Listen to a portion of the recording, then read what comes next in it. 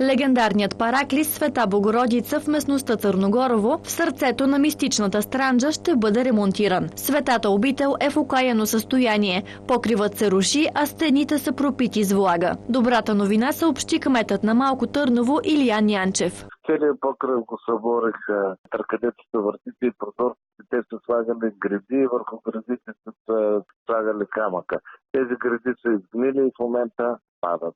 Затова ремонтът е изключително голям. Бригадата ми хареса, работят. Разбрахме се до края на другия месец, значи на 28 малката Света Богородица. Бъдем готови. Парите за ремонта бяха събрани благодарение на хиляди дарители, а кампанията по набиране на средствата е дело на младия странджански народен певец Костадин Михайлов. Хубаво е и местните хора да се ангажират, за да може този параклис после да се поддържа, почиства и така. Към този етап сме изнесли иконите в историческия музей до приключване на ремонта.